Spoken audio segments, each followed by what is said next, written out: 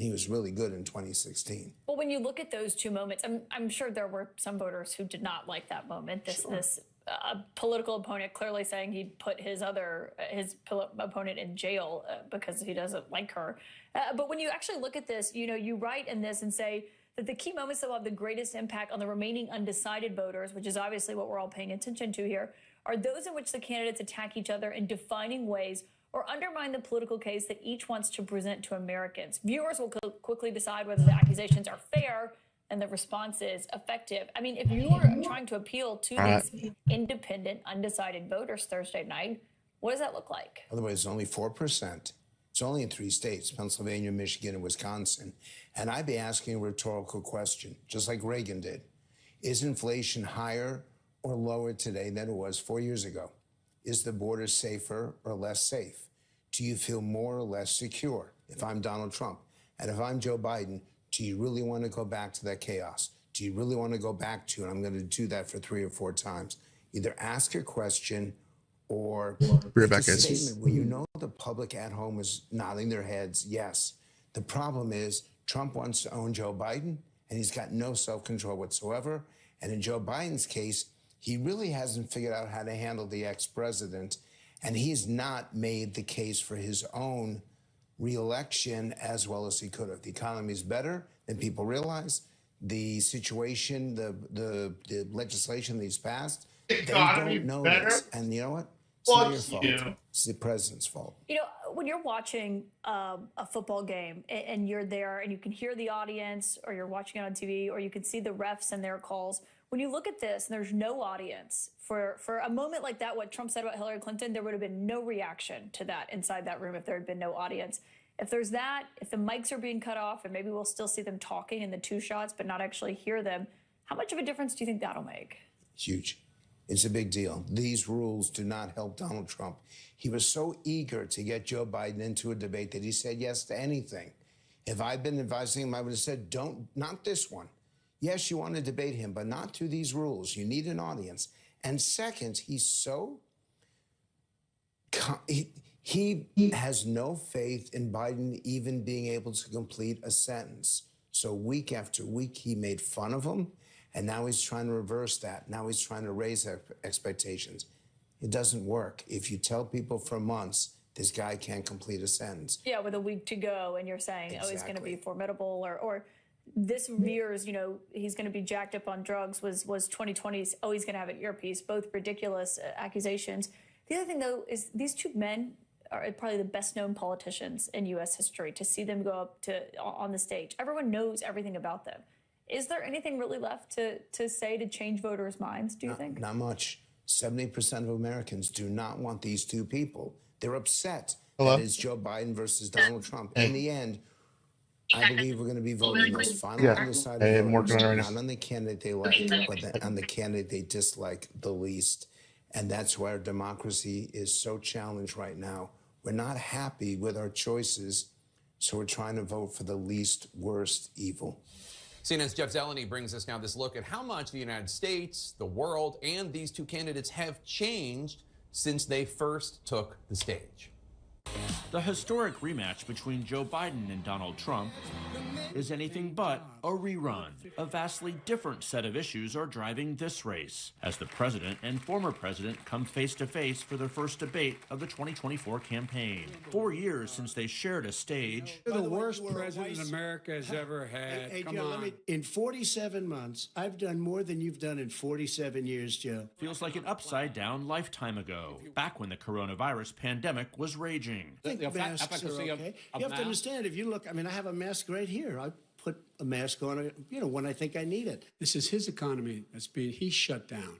In the Biden-Trump sequel, an entirely new fight has been brewing on the campaign trail. We could end up in World War III with this person. He's the worst president ever. And in TV ads. This election is between a convicted criminal who's only out for himself and a president who's fighting for your family. That offers a window into the new issues and fresh lines of attack.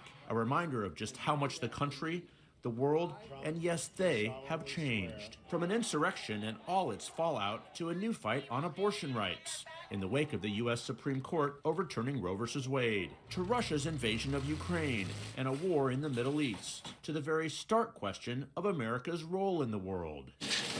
Yet the economy, inflation, and immigration are still at the center of it all. Trump's record was at the heart of their last debates, even as he sought to deflect. If he gets in, you will have a depression the likes of which you've never seen. Your 401ks will go to hell, and it'll be a very, very sad day for this country. While those warnings didn't come to pass, Biden's record is now under the microscope, complicating his effort to make it a referendum on Trump. The fact is that everything he's saying so far is simply a lie. I'm not here to call out his lies. Everybody knows he's a liar. And America's oldest presidential candidates are even older. Trump 78, Biden 81, with age and fitness for office now a central issue in the race.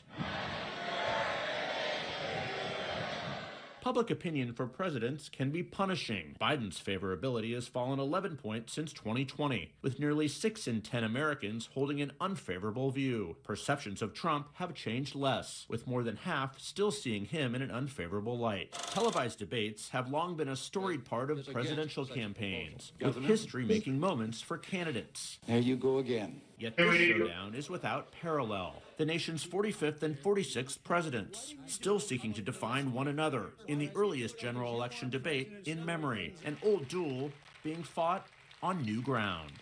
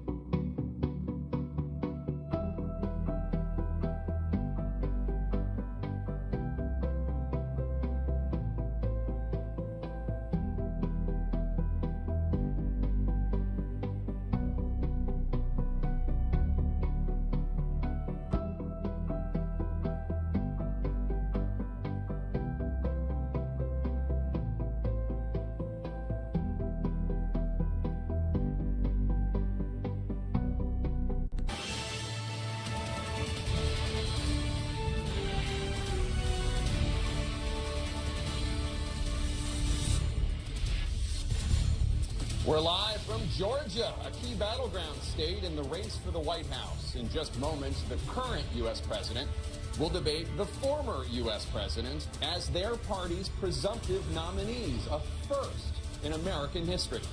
We want to welcome our viewers in the United States and around the world to our studios in Atlanta. This is the CNN presidential debate. This debate is being produced by CNN and is coming to you live on CNN, CNN International, CNN.com, CNN Max, and CNN Espanol.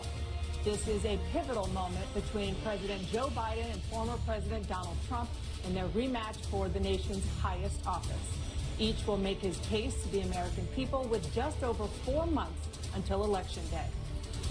Good evening, I'm Dana Bash, anchor of CNN's Inside Politics and co-anchor of State of the Union. I'm Jake Tapper, anchor of CNN's The Lead and co-anchor of State of the Union. Dana and I will co-moderate this evening. Our job is to facilitate a debate between the two candidates tonight.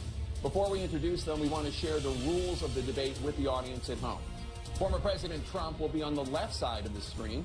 President Biden will be appearing on the right. A coin toss determined their positions.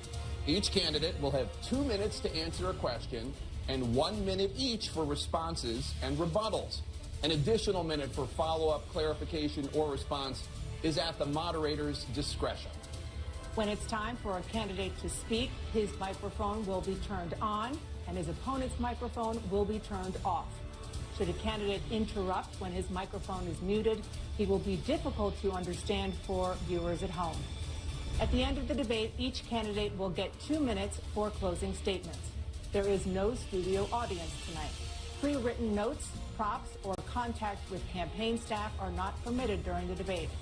By accepting our invitation to debate, both candidates and their campaigns agreed to accept these rules. Now, please welcome the 46th President of the United States, Joe Biden. Folks, how are you? We know they both are awesome. Nice to be here. Thank you. And please welcome the 45th President of the All right, United bye. States, Donald Trump.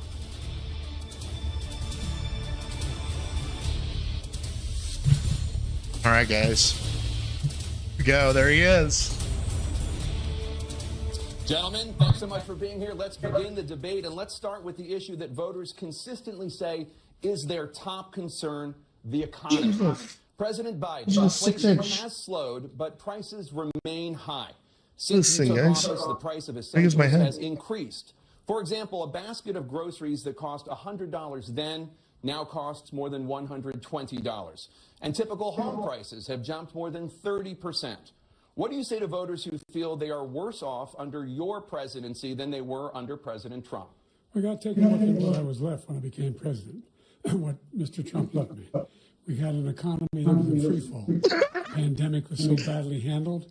Many people were dying. Get him some water before you send him out on stage. Jesus. You'll be all right. The economy collapsed. There were no jobs. Unemployment rate rose to 15%. It was terrible. And so what we had to do was try to put things back together again. And that's exactly what we began to do. We created 15,000 new jobs. We brought out the position where we have 800,000 new manufacturing jobs. But there's more to be done. There's more to be done. Working class people are still in trouble. I come from Scranton, Pennsylvania. I come of a household where the kitchen table, things weren't able to be met during the month. It was a problem. The price of eggs, the price of gas, the price of housing, the price of a whole range of things. That's why I'm working so hard to make sure I deal with those problems. And we're going to make sure that we reduce. All right, guys, I'm eating some dinner. We're going to make sure we build 2 million new units. We're going to make sure we cap rents so corporate greed can't take over. The combination, what I was left with in corporate greed, is the reason why we're in this problem right now. In addition to that, we're in a situation where if you take a look at all that was done in his administration, he didn't do much at all. By the time he left, things were in chaos, literally chaos. And so we put things back together. We created, I said, those jobs. We make sure we had a situation where we brought down the price of prescription drugs, which is a major issue for many people, to $15 for a insulin shot. I'll turn it on and off. $400. No senior has to pay more than $200 for any drug, all the drugs they can include beginning next year. And the situation is and we're going to make that available to everybody, to all Americans. So we're working to bring down the price around the kitchen table, and that's what we're going to get done. Thank you. President Trump? We had the greatest economy in the history of our country. We have never done so well. Everybody was amazed by it. Other countries were copying us. We got hit with COVID, and when we did, we spent the money necessary so we wouldn't end up in a Great Depression, the likes of which we had in 1929. By the time we finished, so we did a great job. We got a lot of credit for the economy, a lot of credit for the military. Lay down. No wars. And that's not yours either. Everything was rocking. Go. Good. But the thing we never got the credit for, and we should have, is getting us out of that COVID mess. He created mandates that was a disaster for our country. But other than that, we had given them back a country where the stock market actually was higher than pre-COVID, and nobody thought that was even possible. The only jobs he created are for illegal immigrants and bounce-back jobs, a bounce-back from the COVID. He has not done a good job. He's done a poor job, and inflation's killing our country. It is absolutely killing us. Thank you. President Biden? Well, look, the greatest economy in the world, he's the only one who thinks that, I think. I don't know anybody else who thinks he had the greatest economy in the world. And, you know, the fact What's up, Evans? is that how you doing, buddy? we find ourselves in a situation where his economy, he rewarded the wealthy. He had the largest tax cut in American history, $2 trillion. He raised a deficit larger than any president has in any one term. He's the only president other than Herbert Hoover who's lost more jobs than he had when he began, since Herbert Hoover. The idea that he did something that was significant. And the military. You need to go to bed when he was president, they were still killing people in Afghanistan. He didn't do anything about that. When he was president, we were still finding ourselves in a position where you had a notion that we were this safe country. The truth is, I'm the only president this century that doesn't have this decade, that doesn't have any troops dying anywhere in the world like he did. President Trump, I want to follow up if I can. Barely hear To Biden. respond to him. Well, I'm going to ask you a follow-up. You can do whatever you want with the minute that we give you. I want to follow up. You want to impose a 10% tariff on all goods coming into the U.S. How will you ensure that that doesn't drive prices even higher? It's not going to drive them higher. Hi, Mama. It's going to cost countries that have been ripping us off for years, like China and many others, in all fairness to China. It's going to just force them to pay us a lot of money, reduce our deficit tremendously, and give us a lot of power for other things. But he made a statement. The only thing he was right about is I gave you the largest tax cut in history. I also gave you the largest regulation cut in history. That's why we had all the jobs. And the jobs went down, and then they bounced back, and he's taking credit for bounce back jobs. You can't do that. He also said he inherited 9% inflation. No, he inherited almost no inflation, and it stayed that way for 14 months. And then it blew up under his leadership because they spent money like a bunch of people that didn't know what they were doing. And they don't know what they were doing. It was the worst, probably the worst administration in history. There's never been. And as far as Afghanistan is concerned, I was getting out of Afghanistan, but we were getting out with dignity, with strength, with power. He got out. It was the most embarrassing day in the history of our country's life. That was pretty sad. President Trump, over the last 8 years, under both of It's hard to watch these guys. The national debt soared to record Hey, man. levels. And according to a new nonpartisan analysis, President Trump, your administration approved $8.4 trillion in new debt. Well, so far, President Biden, you've approved $4.3 trillion in new debt. So, former President Trump, many of the tax cuts that you signed into law are set to expire next year. You want to extend them and go even further, you say. With the U.S. facing trillion-dollar deficits and record debt, why should top earners and corporations pay even less in taxes than they do now? Because the tax cuts spurred the greatest economy that we've ever seen just prior to COVID. And even after COVID, it was so strong that we were able to get through COVID much better than just about any other country. But we spurred, that tax spurred. Now, when we cut the taxes, as an example, the corporate tax was cut down to 21% from 39%, plus beyond that. We took in more revenue with much less tax, and companies were bringing back trillions of dollars back into our country. The country was going like never before. And we were ready to start paying down debt. We're ready to start using the liquid gold right under our feet. It's like straightforward, man. Yes, right under our feet. We were going to have something that nobody else has had. We got hit with COVID. We did a lot to fix it. I gave him an unbelievable situation with all of the therapeutics and all of the things that we came up with. We gave him something great. Remember, more people died under his administration, even though we had largely fixed it. More people died under his administration than our administration, and we were right in the middle of it, something which a lot of people don't like to talk about. But he had far more people dying in his administration. He did the mandate, which is a disaster, mandating it. The vaccine went out. He did a mandate on the vaccine, which is the thing that people most objected to about the vaccine. And he did a very poor job, just a very poor job. And I will tell you, not only poor there, but throughout the entire world, we're no longer respected as a country. They don't respect our leadership. They don't respect the United States anymore. We're like a third world nation between weaponization of his election, trying to go after his political opponent. All of the things he's done, we've become like a third world nation. And it's a shame. The damage he's done to our country. And I'd love to ask him, and will, why he allowed millions of people to come in here from prisons, jails, and mental institutions to come into our country and destroy our country. President Trump, we will get to immigration later in Yeah, the border has been an President absolute Biden, joke I want recently. an opportunity to respond to this question about the national debt. He had the largest national debt of any president in a 4-year period, number one. Number two, that $2 trillion tax cut benefited the very wealthy. What I'm going to do is fix the tax system. For example, we have 1,000 trillionaires in America. I mean, billionaires in America. And what's happening? They're in a situation where they, in fact, pay 8.2% in taxes. If they just paid 24%, 25%, either one of those numbers, they'd raise $500 million, billion dollars, I should say, in a 10-year period. We'd be able to wipe out his debt. We'd be able to help make sure that all those things we need to do, child care, elder care, making sure that we continue to strengthen our healthcare system, making sure that we're able to make every single solitary person eligible for what I've been able to do with the COVID, with dealing with everything we have to do with, look, God. if We finally beat Medicare. Thank you, President Biden. President Trump? Well, he's right. He did beat Medicare. He beat it to death, and he's destroying Medicare because all of these people are coming in. They're putting them on Medicare. They're putting them on Social Security. They're going to destroy Social Security. This man is going to single-handedly destroy Social Security. These millions and millions of people coming in, they're trying to put them on Social Security. He will wipe out Social Security. He will wipe out Medicare. So he was right in the way he finished that sentence. And it's a shame. What's happened to our country in the last 4 years is not to be believed. Foreign countries, I'm friends with a lot of people, they cannot believe what happened to the United States of America. We're no longer respected.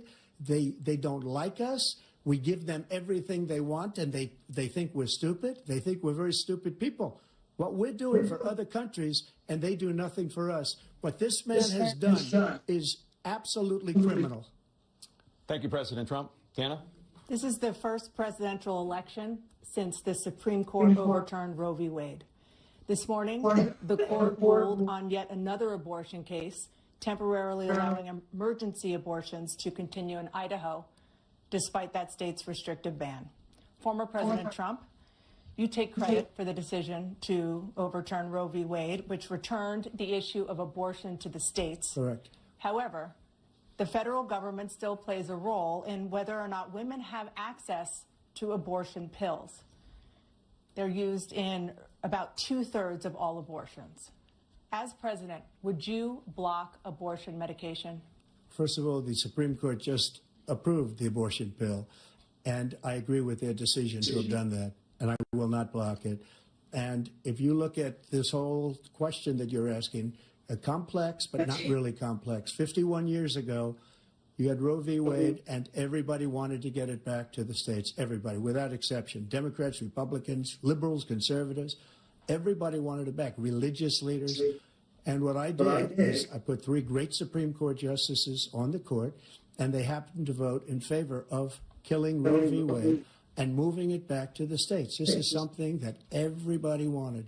Now, 10 years ago or so, they started talking about how many weeks and how many this, getting into other things. But every legal scholar throughout the world, the most respected, wanted it brought back to the states. I did that. Now the states are working it out. If you look at Ohio, it was a decision that was an end result that was a little bit more liberal than you would have thought. Kansas, I would say the same thing. Texas is different. Florida is different. But they're all making their own decisions right now. And right now, the states control it. That's the vote of the people. Like The way it should be. Reagan, I believe agree. in the exceptions. I am a person that believes. And frankly, The fact that some of these states don't have stuff set up where don't believe in that. when Roe v. But Wade I fell believe in apart, the exceptions for there was some like incest devices and in place to life help of protect mother. I think it's very important. Some people women don't that follow like your heart, had but actual you have like to get elected issues and also. stuff. And because that has to do with other things. You got to get elected.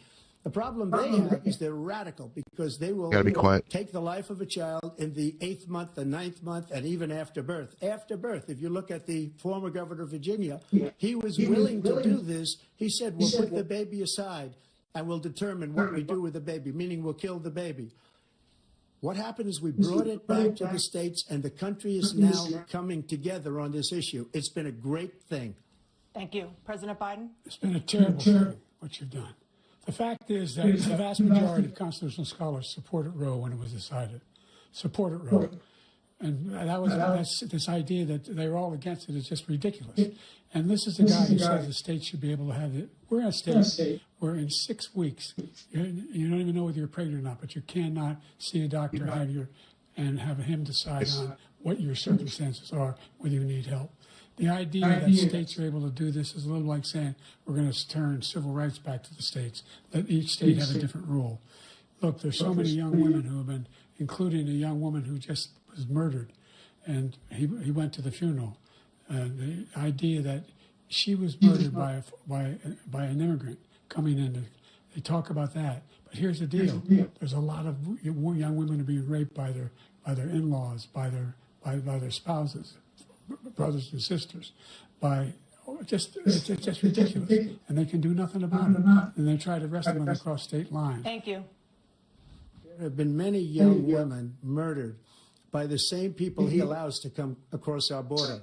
We have a border that's the most dangerous place anywhere in the world, considered the most dangerous place anywhere in the world. And he opened it up, and these killers are coming into our country, and they are raping and killing women. And it's a terrible thing. As far as the abortion is concerned, it is now back with the states. The states are voting. In many cases, it's frankly a very liberal decision. In many cases, it's the opposite. But they're voting, and it's bringing it back to the vote of the people, which is what everybody wanted, including the founders, if they knew about this issue, which, frankly, they didn't. But they would have. Everybody wanted brought back. Ronald Reagan wanted it brought back. He wasn't able to get it. Everybody wanted it brought back, and many presidents had tried to get it back. I was the one to do it. And again, this gives it the vote of the people, and that's where they wanted it. Every legal scholar wanted it that way. Staying on the topic of abortion, President Biden, 7 states, I'll let you do that. This is the same topic. 7 states have no legal restrictions on how far into a pregnancy a woman can obtain an abortion. Do you support any legal limits on how late a woman should be able to terminate a pregnancy? I support Roe v. Wade, which had 3 trimesters. The first time is between the woman and the doctor. Second time is between the doctor and an extreme situation. The third time is between the doctor, between the woman and the state. The idea that the politicians, that the founders wanted the politicians to be the ones making decisions about women's health is ridiculous. That's the last. No politician should be making that decision. A doctor should be making those decisions. That's how it should be run. That's what you're going to do. And if I'm elected, I'm going to restore Roe v. Wade. So that means he can take the life of the baby in the 9th month. He is elected. And even after birth, because some states, Democrat run, take it after birth. Again, the governor, former Do it before you leave. Virginia, That's not big of a deal to you. Decide what to do with it. So he's willing to, as we say, rip the baby out of the womb in the 9th month and kill the baby. Nobody wants that to happen, Democrat or Republican. Nobody wants it to happen. That is simply not true. The Roe v. Wade does not provide for that. That's not the circumstance. Only if a woman's life is in danger, she's going to die. That's the only circumstance in which that can happen. But we are not for late-term abortion, period. Period. Under Roe v. Wade, you have late-term abortion. You can do whatever you want, depending on the state. You can do whatever you want. We don't think that's a good thing. We think it's a radical thing. We think the Democrats are the radicals, not the Republicans. For 51 years, that was the law. 51 years, constitutional scholarship said it was the right way to go. A lot of black babies died because of it, too. And it was taken away because this guy put very conservative members on the Supreme Court. He takes credit for taking it away. What's he going to do? What's he going to do, in fact, if the MAGA Republicans, he gets elected, and the MAGA Republicans control the Congress, and they pass a universal ban on abortion, period, across the board at 6 weeks or 7 or 8 or 10 weeks, something very, very conservative. Is he going to sign that bill? I'll veto it. He'll sign it. Thank you. Let's turn now to the issue of immigration and border security. President Biden, a record number of migrants have illegally crossed the southern border on your watch. Overwhelming border states and overburdening cities such as New York and Chicago, in some cases causing real safety and security concerns. Given that, why should voters trust you to solve this crisis? Because we worked very hard to get a bipartisan agreement that not only changed all of that, it made sure that we are in a situation where you had no circumstance where they could come across the border with the number of border police there are now. We significantly increased the number of asylum officers. By the way, the Border Patrol endorsed my position. In addition to that, we found ourselves in a situation where when he was president, he was separating babies from their mothers, putting them in cages, making sure that the families were separated. That's not the right way to go. What I've done since I've changed the law, what's happened? I've changed it in a way that now you're in a situation where there are 40% fewer people coming across the border illegally. That's better than when he left office. And I'm going to continue to move until we get the total ban on the total initiative relative to. I don't know if Biden's been watching the TV. I have been. And more asylum officers. President Trump? I really don't know what he said at the end of that sentence. I don't think he knows what he said either. Look, we had the safest border in the history of our country. The border, all he had to do was leave it. All he had to do was leave it. He decided to open up our border, open up our country to people that are from prisons, people that are from mental institutions, insane asylum, Terrorists. We have the largest number of terrorists coming into our country right now. All terrorists, all over the world, not just in South America, all over the world. They come from the Middle East, everywhere. All over the world, they're pouring in. And this guy just left it open. And he didn't need legislation because I didn't have legislation. I said, close the border. We had the safest border in history. In that final couple of months of my presidency, we had, according to Border Patrol, who is great, and by the way, who endorsed me for president. Well, that COVID was also going on too. Endorsed me for president. Brandon, just speak. Didn't we shut down like everything? We had the safest border in history. Now we have the worst border in history. There's never been anything like it. And people are dying all over the place, including the people that are coming up in Thank you, caravans. President Trump. President Biden?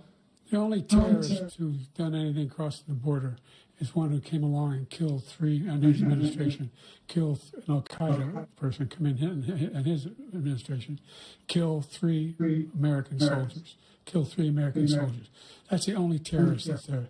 I'm not saying that no terrorist ever got through, but the idea they're emptying their prisons, we're welcoming these people, it's simply not true. There's no data to support what he said.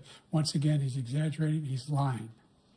President Trump, staying on the topic of immigration, you've said that you're going to carry out, quote, the largest domestic deportation operation in American history, unquote. Does that mean that you will deport every undocumented immigrant in America, including those who have jobs, including those whose spouses are citizens, and including those who have lived here for decades? And if so, how will you do it? Just 1 second. He said we killed three people. The people we killed are al-Baghdadi and Soleimani, the two greatest terrorists, biggest terrorists anywhere in the world. And it had a huge impact on everything, not just border, on everything. He's the one that killed people with the bad water, including hundreds of thousands of people dying and also killing our citizens when they come in. We are living right now in a rat's nest. They're killing our people in New York, in California, in every state in the union because we don't have borders anymore. Every state is now a border. And because of his ridiculous, insane, and very stupid policies, people are coming in and they're killing our citizens at a level that we've never seen. We call it migrant crime. I call it migrant crime. They're killing our citizens at a level that we've never seen before. And you're reading it like these three incredible young girls over the last few days. One of them, I just spoke to the mother, and they just had the funeral for this girl, 12 years old. This is horrible what's taken place. What's taken place in our country, we're literally an uncivilized country now. He doesn't want it to be. He just doesn't know. He opened the borders. Nobody's ever seen anything like. And we have to get a lot of these people out, and we have to get them out fast. We want San Francisco back, boys. Just take a look at where they're living. They're living in luxury hotels in New York City and other places. Our veterans are on the street. They're dying because he doesn't care about our veterans. He doesn't care. He doesn't like the military at all. And he doesn't care about our veterans. Nobody been worse. I had the highest approval rating for veterans taking care of the VA. He has the worst. He's gotten rid of all the things that I approved. Choice that I got through Congress, all of the different things I approved, they abandoned. We had by far the highest, and now it's down in less than half because he's done all these great things that we did. And I think he did it just because I approved it, which is crazy. But he has killed so many people at our border by allowing all of these people to come in. And it's a very sad day in America. President Biden, you have the mic. Every single thing he said is a lie. Every single one. For example, veterans are a hell of a lot better off since I passed the PACT Act. 1 million of them now have insurance, and their families have it. Their families have it because what happened, whether it was Agent Orange or burn pits, they're all being covered now. And he opposed, his group opposed that. We're also in a situation where we have great respect for veterans. My son spent a year in Iraq, lived in one of the next one of those burn pits, came back with stage 4 glioblastoma. I was recently in France for D-Day, and I spoke all about those heroes that died. I went to the World War II cemetery, World War I cemetery he refused to go to. He was standing with his 4-star general, and he told me, he said, I don't want to go in there because they're a bunch of losers and suckers. My son was not a loser, was not a sucker. You're the sucker. You're the loser. President Trump? First of all, that was a made-up quote, suckers and losers. They made it up. It was in a third-rate magazine that's failing, like many of these magazines. He made that up. He put it in commercials. We've notified him. We had 19 people that said I didn't say it. And think of this. Who would say I'm at a cemetery or I'm talking about our veterans? Because nobody's taken better care. I'm so glad this came up and he brought it up. There's nobody that's taken better care of our soldiers than I have. To think that I would, in front of generals and others, say suckers and losers. We have 19 people that said it was never said by me. It was made up by him, just like Russia was made up, just like the 51 intelligence agents are made up, just like the new thing with the 16 economists are talking. It's the same thing. 51 intelligence agents said that the laptop was Russia disinformation. It wasn't. That came from his son, Hunter. It wasn't Russia disinformation. He made up the suckers and losers, so he should apologize to me right now. Four-star general standing to your side who was on your staff who said you said it, period. That's number one. And number two, the idea that I have to apologize to you for anything along the line. We've done more for veterans than any president has in American history. And they now are in our family. The only sacred obligation we have as a country is to care for our veterans when they come home and their families and equip them when they go to war. That's what we're doing. That's what the VA is doing now. They're doing more for veterans than ever before in our history. All right. Thank you so much. Let's move to the topic of foreign policy. I want to begin with Russia's war against Ukraine, which is now in its third year. Former President Trump, Russian President Vladimir Putin says he'll only end this war if Russia keeps the Ukrainian territory it has already claimed and Ukraine abandons its bid to join NATO. Are Putin's terms acceptable to you? First of all, our veterans and our soldiers can't stand this guy. They can't stand him. They think he's the worst commander-in-chief, if that's what you call him, that we've ever had. They can't stand him. So let's get that straight. And they like me more than just about any of them. And that's based on every single bit of information. As far as Russia and Ukraine, if we had a real president, a president that knew, that was respected by Putin, he would have never invaded Ukraine. A lot of people are dead right now, much more than people know. You know, they talk about numbers. You can double those numbers, maybe triple those numbers. He did nothing to stop it. In fact, I think he encouraged Russia from going in. I'll tell you what happened. He was so bad with Afghanistan. It was such a horrible embarrassment, most embarrassing moment in the history of our country, that when Putin watched that and he saw the incompetence, that he should have fired those generals, like I fired the one that you mentioned, and so he's got no love lost, but he should have fired those generals. No general got fired for the most embarrassing moment in the history of our country, Afghanistan, where we left billions of dollars of equipment behind. We lost 13 beautiful soldiers, and 38 soldiers were obliterated. And by the way, we left people behind, too. We left American citizens behind. When Putin saw that, he said, you know what? I think we're going to go in and maybe take this was his dream. I talked to him about it, his dream. The difference is he never would have invaded Ukraine. Never. Just like Israel would have never been invaded in a million years by Hamas. You know why?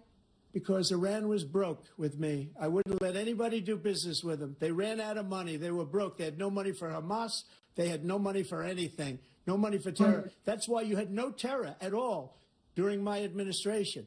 This place, the whole world is blowing up under him. President Biden? I've never heard so much malarkey in my whole life. Look, the fact of the matter is that we're in a situation where, let's take the last... Keep saying that every time, man. Iran attacked American troops. He's a liar. Caused brain damage for a number of these troops, and he did nothing about it. Recently, not when he was president. They attacked. He said they're just having headaches. That's all it is. He didn't do a thing when the attack took place, number one. Number two, we got over 100,000 Americans and others out of Afghanistan during that airlift. Number three, we found ourselves in a situation where, if you take a look at what Trump did in Ukraine, this guy told Trump, do whatever you want, do whatever you want. And that's exactly what Trump did to Putin, encourage him, do whatever you want. And he went in. And listen to what he said when he went in. He was going to take Kyiv in 5 days, remember? Because it's part of the old Soviet Union. That's what he wanted to reestablish, Kyiv.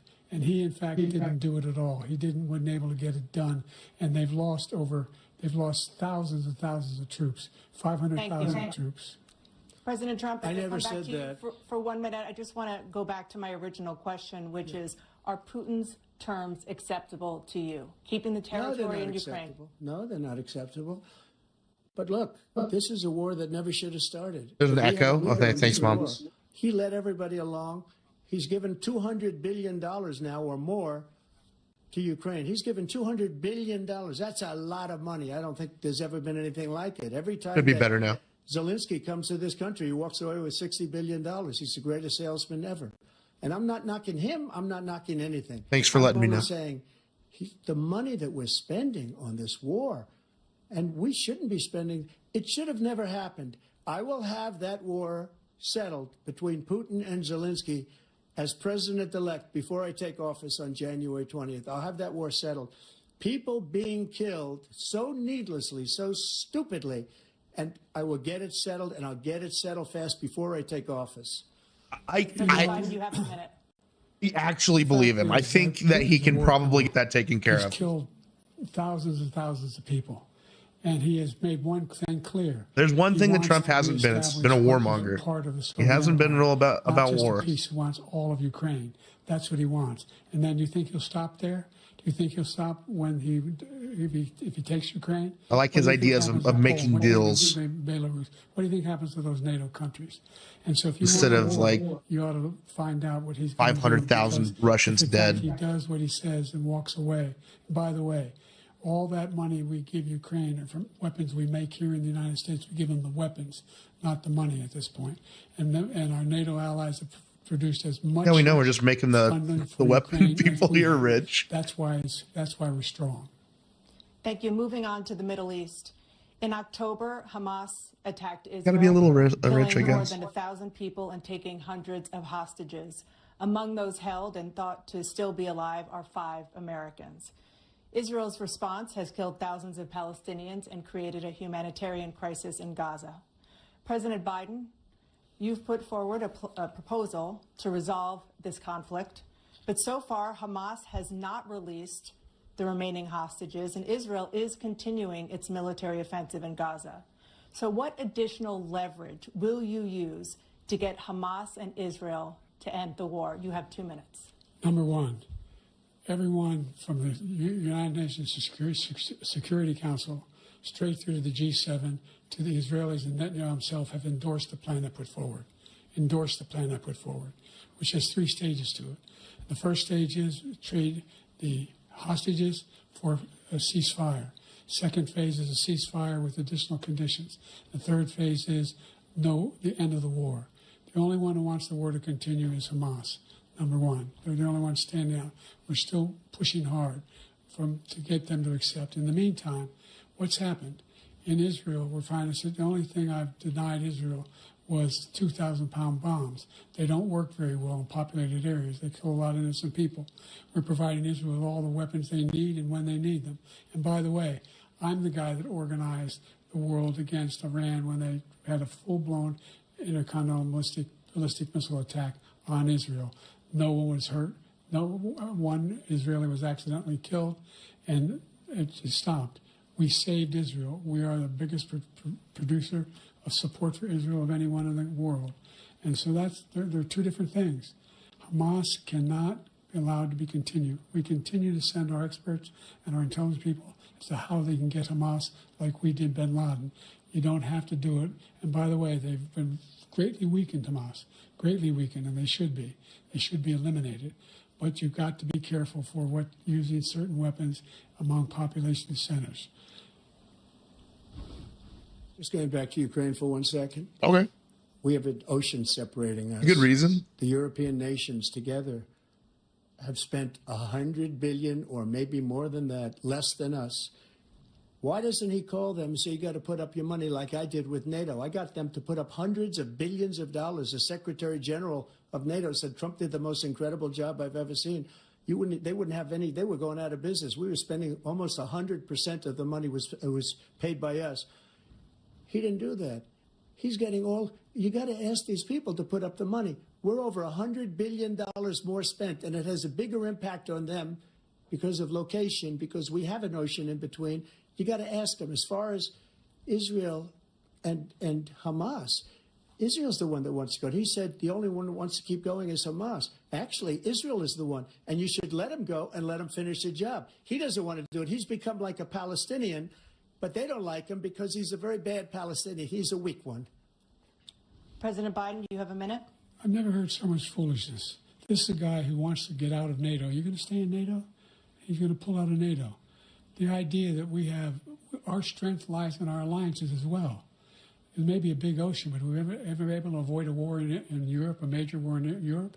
What happens if, in fact, you have Putin continue to go into NATO? We have an Article 5 agreement. Attack on one is attack on all. You want to start the nuclear war he keeps talking about, go ahead. Let Putin go in and control Ukraine and then move on to Poland and other places. See what happens then. He has no idea what the hell he's talking about. And by the way, I got 50 other nations around the world to support Ukraine, including Japan and South Korea, because they understand that this kind of dislocation has a serious threat to the whole world peace. No major war in Europe has ever been able to be contained just to Europe. President Trump, just to follow up, Have a would cool you support mustache by the creation end of an this. independent Palestinian state in order to achieve peace in the region? I'd have to see, but before we do that, the problem we have is that we spend all the money. So they kill us on trade. I made great trade deals with the European nations because if you add them up, they're about the same size economically. Their economy is about the same size as the United States.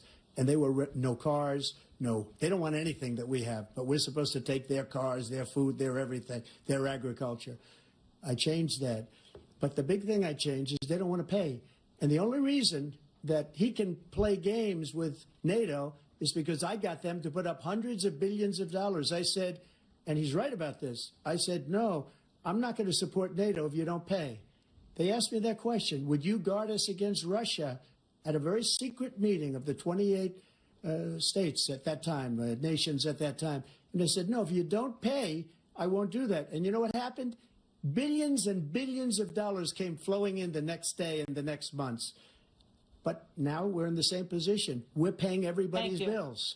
Let's turn to the issue of democracy. Former President Trump, I want to ask you about January 6, 2021. After you rallied your supporters that day, some of them stormed the Capitol to stop the constitutionally mandated counting of electoral votes. As president, you swore an oath to, quote, preserve, protect, and defend, unquote, the Constitution. What do you say to voters who believe that you violated that oath through your actions and inaction on January 6th and worry that you'll do it again? Well, I don't think too many believe that. And let me tell you about January 6th. On January 6th, we had a great border. Nobody coming through, very few. On January 6th, we were energy independent. On January 6th, we had the lowest taxes ever. We had the lowest regulations ever. On January 6th, we were respected all over the world. All over the world, we were respected. And then he comes in, and we're now laughed at. We're like a bunch of stupid people. What happened to the United States' reputation under this man's leadership is horrible, including weaponization, which I'm sure at some point you'll be talking about, where he goes after his political opponent because he can't beat him fair and square. You have 80 seconds left. My question was, what do you say to those voters who believe that you violated your constitutional oath through your actions and inaction on January 6, 2021, and worry that you'll do it again? Well, I didn't say that to anybody. I said peacefully and patriotically. And Nancy Pelosi, if you just watched the news from 2 days ago, on tape to her daughter, who's a documentary filmmaker, they say, but she's saying, oh, no, it's my responsibility. I was responsible for this. Because I offered her 10,000 soldiers or National Guard, and she turned them down. And the mayor in writing, by the way, the mayor, in writing, turned it down, the mayor of D.C. They turned it down. I offered 10,000 because I could see, I had virtually nothing to do. They asked me to go make a speech. I could see what was happening. Everybody was saying they're going to be there on January 6th. They're going to be there. And I said, you know what? There's a lot of people coming. You could feel it. You could feel it, too, and you could feel it. And I said, they ought to have some National Guard or whatever. And I offered it to her. And she now admits that she turned it down. And it was the same day she was, I don't know, you can't be very happy with her daughter because it made her into a liar. She said, I take full responsibility for January 6th. President Biden? Look, he encouraged those folks to go up on Capitol Hill, number one. I sat in that dining room off the Oval Office. He sat there for 3 hours watching, being begged by his vice president and a number of his colleagues on the Republican side as well to do something, to call for a stop, to end it. Instead, they've talked about these people being patriots and great patrons of America. In fact, he says he'll now forgive them for what they've done. They've been convicted. He says he wants to commute their sentences and say that no. But he went to every single court in the nation. I don't know how many cases, scores of cases, including the Supreme Court, and they said, no, this guy is responsible for doing what was done. He didn't do a damn thing, and these people should be in jail, and they should be the ones who are being held accountable. And he wants to let them all out, and now he says if he loses again, such a whiner that he is, that it could be a bloodbath. Thank you, President Biden. President Trump? What they've done to some people that are so innocent, you ought to be ashamed of yourself. What you have done, how you've destroyed the lives of so many people. When they ripped down Portland, when they ripped down many other cities, you go to Minnesota, Minneapolis, what they've done there with the fires all over the city. If I didn't bring in the National Guard, that city would have been destroyed. When you look at all of they took over big chunks of Seattle. I was all set to bring in the National Guard. They heard that. They saw them coming, and they left immediately. What he said about this whole subject is so off. Peacefully patriotic. One other thing.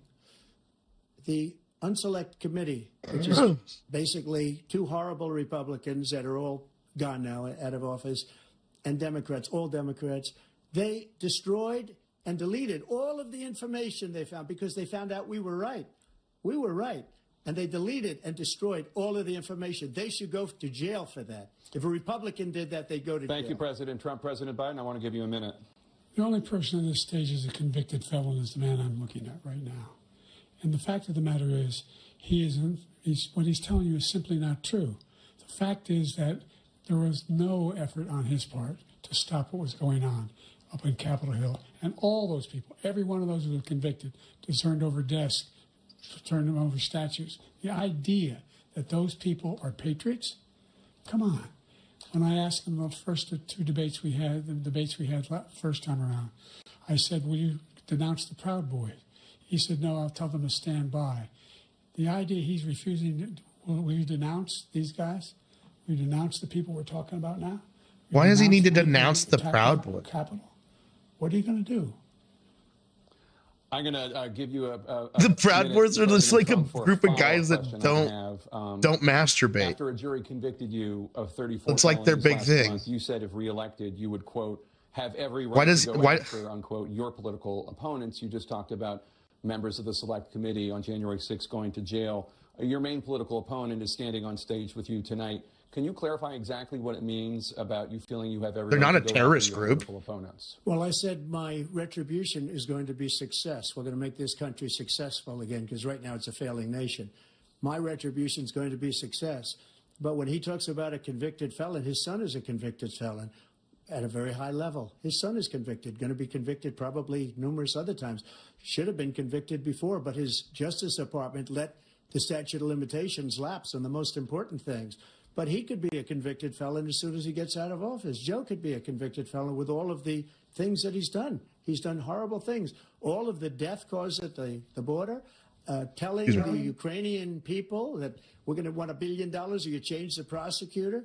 Otherwise, you're not getting $1 billion. If I ever said that, that's quid pro quo. That we're not going to do anything. We're not going to give you $1 billion unless you change your prosecutor having to do with the son. This man is a criminal. This man, you're lucky. You're lucky. I did nothing wrong. We'd have a system that was rigged and disgusting. I did nothing wrong. Thank you, President Trump. President Biden, you have said, I'm coming right to you, sir. You want to respond? Go ahead. I'll give you a minute to respond. The idea that I did anything wrong relative to what you're talking about is outrageous. It's simply a lie, number one. Number two, the idea that you have a right to seek retribution against any American just because you're president is wrong. It's simply wrong. No president's ever spoken like that before. No president in our history has spoken like that before. Number three, the crimes that you are still charged with, and think of all the civil penalties you have. How many billions of dollars do you owe in civil penalties for molesting a woman in public, for doing a whole range of things, of having sex with a porn star on the night while your wife was pregnant. I mean, what are you talking about? You have the morals of an alley cat. Give you a minute, sir. I didn't have sex with a porn star, number one. Number two, that was a case that was started and moved. They moved a high-ranking official, a DOJ, into the Pretty sure he had Manhattan sex DA's with a office porn to star. start that case. That case is Pretty sure that appealed did and happen. won. We had a very terrible judge, a horrible judge, Democrat. The prosecutor were all high-ranking Democrats, appointed people, and both the civil and the criminal. He basically went after his political opponent because he thought it was going to damage me. But when Hey, sweetheart, can you be quiet? about these cases, because they Please. understand it better than he does. We'll go He has outside no here in idea a little what bit, these okay? cases are. But when they found out about these cases, you know what they did? My poll numbers went up, way up. You know that because you're reporting it. And we took in more money in the last 2 weeks than we've ever taken in the history of any campaign. I don't think any campaign has ever taken. Hundreds of millions of dollars came pouring in because the public knows it's a scam, and it's a guy that's after his political opponent because he can't win fair and square. Thank you, President Trump. President Biden, you have said, quote, Donald Trump and his MAGA Republicans are determined to destroy American democracy. Do you believe that the tens of millions of Americans who are likely to vote for President Trump will be voting against American democracy? The more they know about what he's done, yes. The more they know about what he's done. And there's a lot more coming. He's got a lot of cases down the road coming around. He's got a whole range of issues he has to face. I don't know what the juries will do, but I do know he has a real problem. And so the fact that, could you ever think you hear any president say that I'm going to seek retribution? Do you ever hear any president say that I thought Hitler had some good ideas? What got me involved to run in the first place after my son had died, I decided in Iraq, because of Iraq, I said I wasn't going to run again until I saw what happened in Charlottesville, Virginia. People coming out of the woods carrying swastikas on torches, and singing the same anti-Semitic bile they sang when back in Germany. And the young woman got killed. Are we saying Trumpers are Nazis again? What do you think of those people? The ones who got killed, the one who tried to stop it, and the ones he said, I think they're fine people on both sides. What American president would ever say, Nazis coming out of fields, carrying torches, singing the same anti-Semitic bile, carrying swastikas, were fine people? And this is a guy who says Hitler's done some good things. I'd like to know what they are. The good things Hitler's done, that's what he said. This guy has no sense of American democracy. President Trump. Jake, both of you know that sir has been totally wiped out, because when you see the sentence, it said 100% exoneration on that. So he just keeps it going. He says he ran because of Charlottesville. He didn't run because of Charlottesville. He ran because it was his last chance. He's not equipped to be president. You know it, and I know it. It's ridiculous. We have a debate. We're trying to justify his presidency. His presidency, he's without question the worst president, the worst presidency in the history of our country. We shouldn't be having a debate about it. There's nothing to debate. He made up the Charlottesville story, and you'll see it's debunked all over the place. Every reasonable anchor has debunked it. And just the other day, it came out where it was fully debunked. It's a nonsense story. He knows that, and he didn't run because of Charlottesville. He used that as an excuse to run. President Biden. And debunked. It happened. All you have to do is listen to what was said at the time. And the idea that somehow that's the only reason I ran. I ran because I was worried a guy like this guy could get elected. If he thought they were good people coming out of that forest, carrying those woods, carrying those torches, then he didn't deserve to be president. Didn't deserve to be president at all. And the idea that he's talking about... Is it good or bad people, or is it just maybe some wrong people? We saw what happened on January 6th. We saw the people breaking... Uneducated people. We saw people occupying his own vice president. Look, there's a reason why 40 of his 44 top cabinet officers refused to endorse him this time. His vice president hasn't endorsed him this time. So why?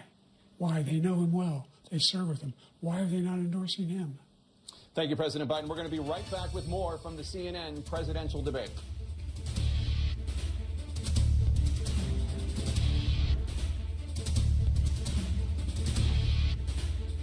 All right. If that's midway through, this is a pretty long debate.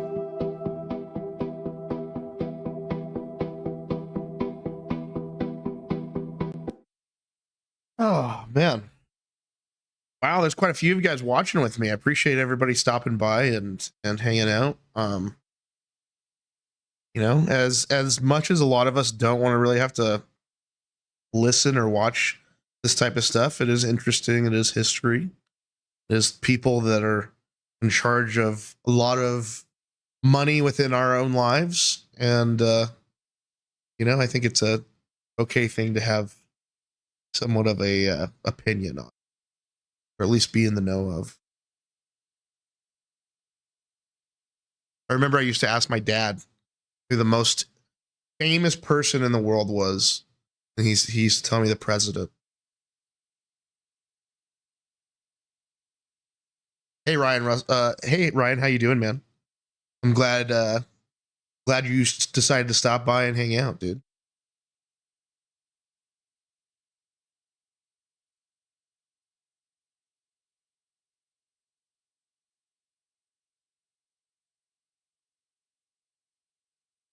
You know, I think a lot of people like to give Biden shit because he struggles with talking and kind of fumbles over some of his words. And my wife's given me a bit of a different perspective on it. I mean, the guy's had like multiple brain surgeries too. So like the fact that he's able to kind of like project and get it out the stuff anyways is pretty amazing after that many surgeries. But apparently Biden's always struggled with like what's it called? Yeah, a stutter. And so it just gets in the way. Try not to judge him on it too harshly.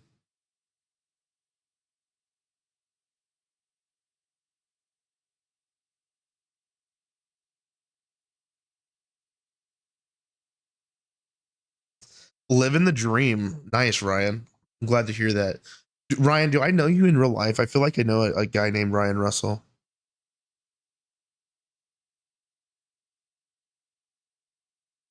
What have you been up to, Ryan? Have you been playing any games? Or you're on YouTube, so you may have found me for a variety of reasons.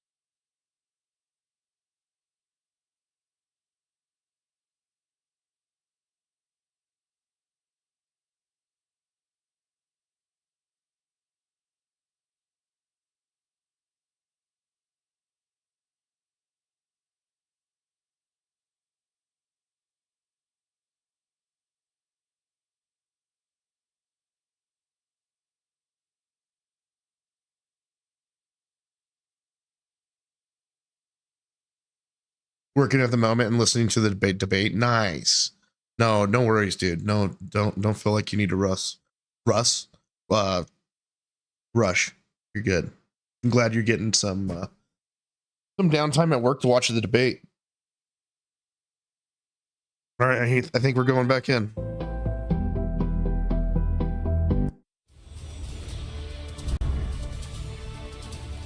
Welcome back to the CNN presidential debate live. What do you do for work, Ryan? Let's talk about persistent challenges you both faced in your first terms, and you'd certainly face again in a second term. President Biden, while black unemployment dropped to a record low under your presidency, black families still earn far less than white families. Black mothers are still 3 times more likely to die from pregnancy-related causes, and black Americans are imprisoned at 5 times the rate of white Americans. What do you say to black voters who are disappointed that you haven't made more progress? They acknowledge they made a lot of progress, number one. The fact of the matter is there are more small black businesses that have been started than any time in history.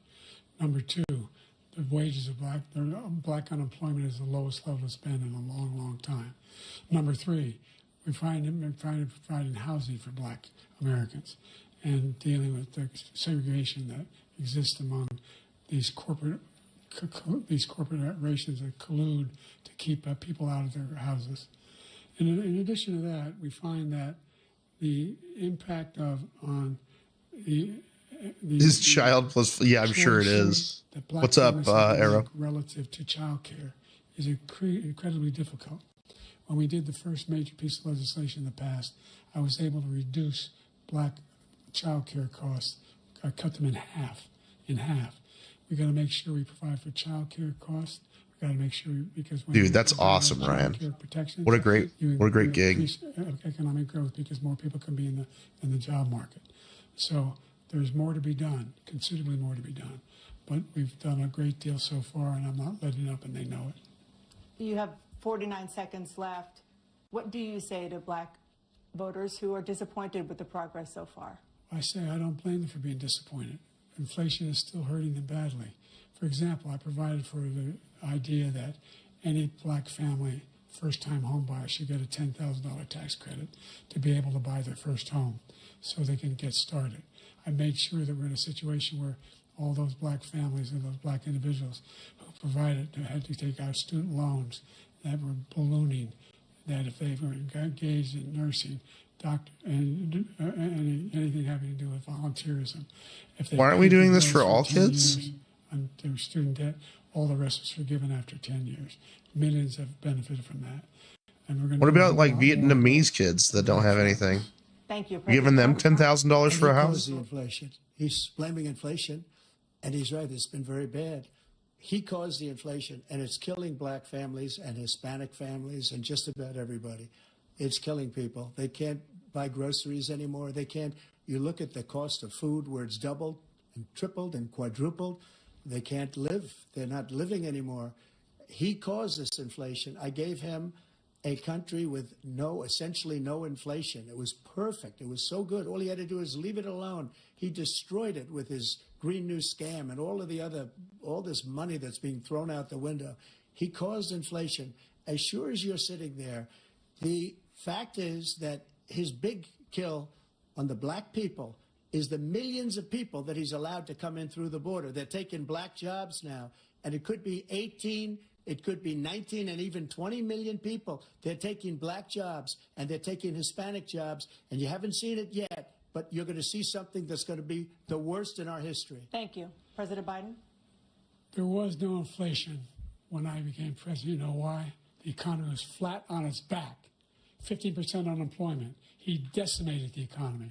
Absolutely decimated COVID decimated the economy, That's why there dude. was no inflation. If anything. There were no jobs. We provided thousands of millions of jobs for individuals who are in all communities, including minority communities. We made sure that they have health insurance.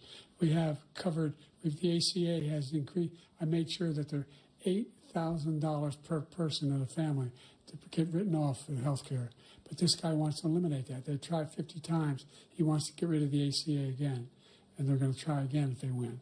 We find ourselves in a position where the idea that we're not doing any, we put more police on the street than any administration has. He wants to cut the cops. We're providing for equity and making sure people have a shot to make it. There's a lot going on, but in inflation, he caused it by his tremendous malfeasance in the way he handled the pandemic. Thank you. Another persistent challenge is the climate crisis. 2023 was the hottest year in recorded history, and communities across the country are confronting the devastating effects of extreme heat, intensifying wildfires, stronger hurricanes, and rising sea levels.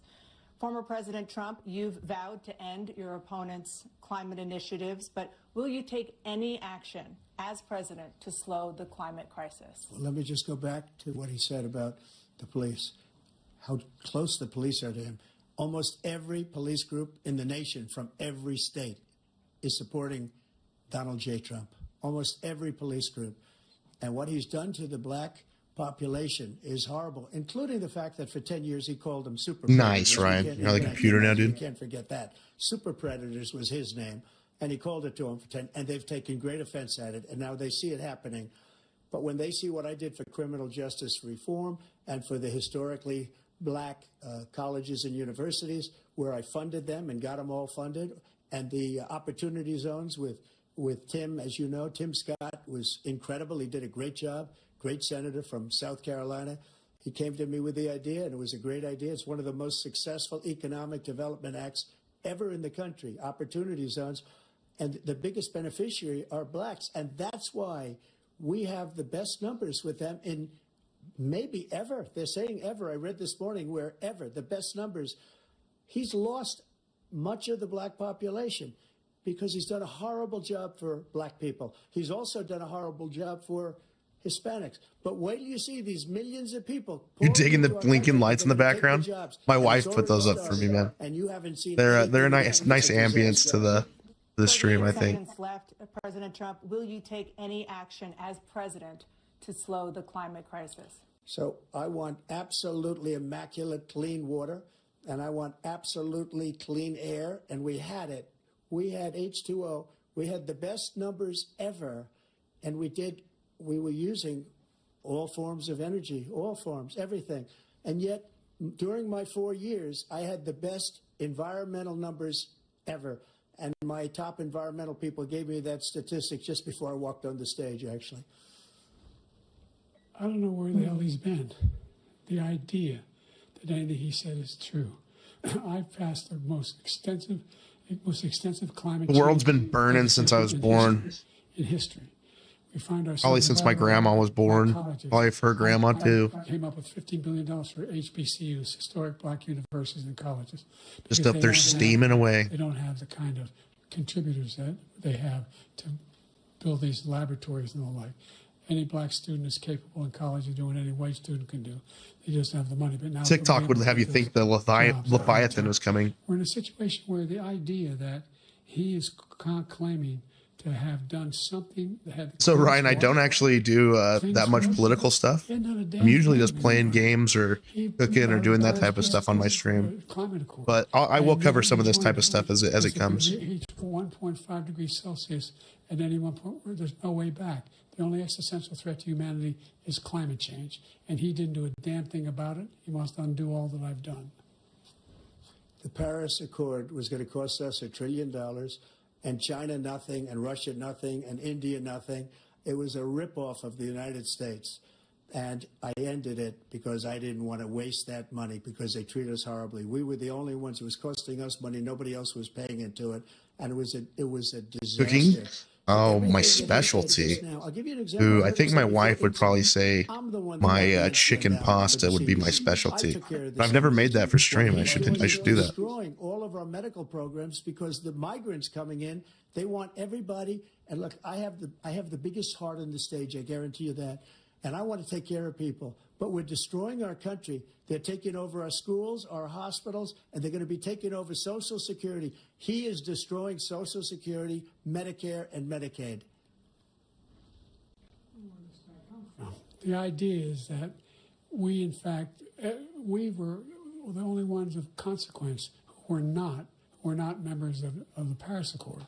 How can we do anything if we're not able to, the United States can't get its under control? One of the largest polluters in the world, number one. We're making significant progress. By 2035, we will have cut pollution in half. We have made significant progress, and we're continuing to make progress. We set up a climate corps for thousands of young people will learn how to deal with climate, just like the Peace Corps. And we're moving in directions that are going to significantly change the elements of cause of pollution. But the idea that a chop challenge, that's so funny. That's so cool. Really concerned about. Yeah, my mom really likes my egg and chorizo burritos. So does my wife. My wife really likes those. With regard to prescription drugs, I'll have to make that for you soon. Company agreed that they would reduce. I was telling Kaylee that I wanted eggs Hollandaise or eggs Benedict. I made sure every company in the world, every pharmaceutical company, cannot have to pay. Thank you. And by the way. So every day, millions of Americans struggle just to make ends meet. For many older Americans, Social Security provides a critical lifeline. President Biden, if nothing is done to Social Security, seniors will see their benefits cut in just over 10 years. Will you name tonight one specific step that you're willing to take to keep Social Security solvent? Yes, make the very wealthy begin to pay their fair share. Right now, everybody making under $170,000 pays 6% of their income, of their paycheck, every single time they get a paycheck from the time the first one they get when they're 18 years old. The idea that they're going to, I'm been proposing that everybody, the millionaires pay 1%. So no one I would not raise the cost of Social Security for anybody under $400,000. After that, I began to make the wealthy begin to pay their fair share by increasing from 1% beyond to be able to guarantee the program for life. So you still have 82 seconds left. Are there any other measures that you think that would be able to help keep Social Security solvent, or is that one enough? Well, no, that one enough will keep it solvent, but the biggest thing will do if we defeat this In man, deep frying the because he wants to Oreos? limit Social Security. Oh my gosh, man. Me and my wife tried deep fried Oreos for the first time this past year at a concert, and it was really good. Put forward by the House Republican caucus that I believe supports. She even timed you, so it was pretty tough. That's so cool, The man. idea that So do you do any videos of your own, Ryan? is ridiculous. And by the way, the American public has greater health care coverage today than ever before. And on the ACA, as I said, you're in a circumstance where 400,000 people, 40 million people would not have insurance because they have a pre-existing condition. Only thing that allows them to have that insurance is the fact just a consumer. that Nice, they are nice. part of the ACA. And by the way, the other thing is, I was saying, in a doing situation where shop we talk about challenges. education for Need to black communities, I've raised need to be the amount of money for Pell filming that, Grants, man. That'd be cool. $8,000. So anybody making under $70,000 a year is going to be able to get $15,000 toward their tuition. He just doesn't know what he's talking about. Thank you, President Biden. President Trump. So I've dealt with politicians all my life. I've been on this side of the equation for the last 8 years. I've never seen anybody lie like this guy. He lies. I've never seen it. He could look you in the face. About so many other things, too. And we mentioned the laptop. We mentioned Russia, Ukraine. Everything he does is a lie. It's misinformation and disinformation. The losers and suckers story that he made up is a total lie on the military. It's a disgrace. But Social Security, he's destroying it because millions of people are pouring into our country, and they're putting them onto Social Security. They're putting them onto Medicare, Medicaid. They're putting them in our hospitals. They're taking the place of our citizens. What they're doing to the VA, to our veterans, is unbelievable. Our veterans are living in the street, and these people are living in luxury hotels. He doesn't know what he's doing, and it's really coming back. I've never seen such anger in our country before. President Biden. The idea that veterans are not being taken care of, I told you before. And by the way, when I said suckers and losers, he acknowledged after that he fired that general.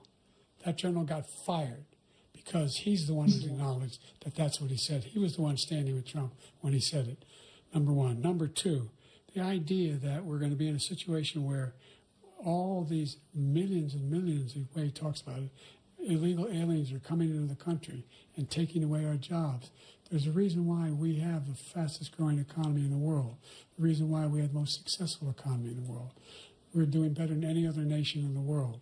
And by the way, those 15... We were just talking about how we can't afford groceries. Those 15 Nobel laureates, economists, they all said that if Trump is reelected, we're likely to have a recession and inflation is going to increasingly go up. And by the way, worst president in history, 159 presidential scholars voted him the worst president in the history of the United States of America. President Biden, thank you so much. Let's turn to the cost of child care, which many American families struggle to afford. President Trump, both you and President Biden have tried to address this issue, but the average cost of child care in this country has risen to more than $11,000 a year per child. For many families, the cost of child care for 2 children is more than their rent. In your second term, what would you do to make child care more affordable? Just to go back, the general got fired because he was no good. And if he said that, that's why he made it up. But we have 19 people that said I didn't say it, and they're very high. Yeah, man. Much more so. You start. The other thing is, man, God forbid you have to buy dog food, you know? he never fired And then me. that's $75 on top, or another 25 or 30 on top of your 50. A lot of the top people at the FBI. Oh, now you need toilet paper. You haven't gotten one of those cool Japan toilets, I inherited these Japanese people. I didn't toilets. I didn't put Comey there. He was no good. I fired him.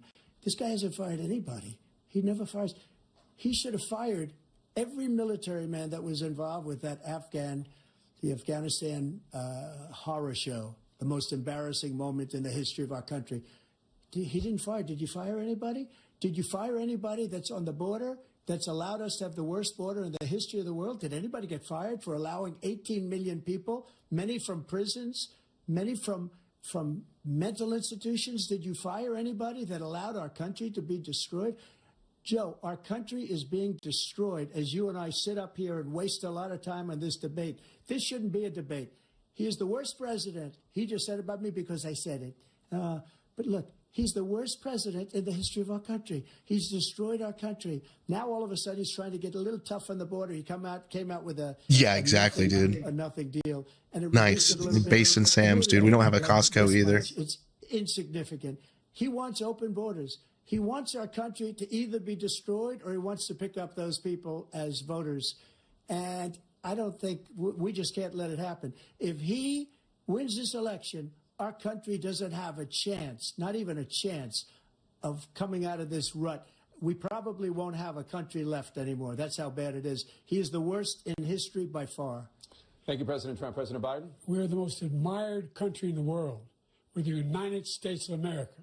There's nothing beyond our capacity. We have the finest military in the history of the world, the finest in the history of the world. Finest nation in the world where the people can't afford a nice toilet paper. Number one. They got to buy the store shit. That we're talking about worst presidents. I wasn't joking. Look it up or go online. 159 or 58, don't hold me the exact number, presidential historians. Trump killing him. What's up, Ginja? How you doing, buddy? American history. One through best to worst.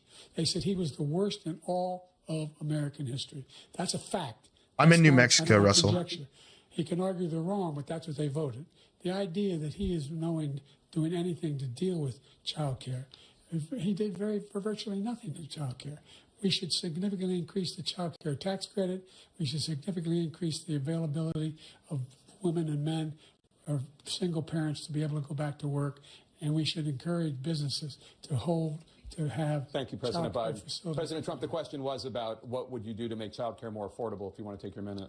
Just so you understand, we have polling, we have other things that they rate him the worst because what he's done is so bad. And they rate me, I'll show you, I will show you, and they rate me one of the best, okay? And if I'm given another 4 years, I will be the best. I think I'll be the best.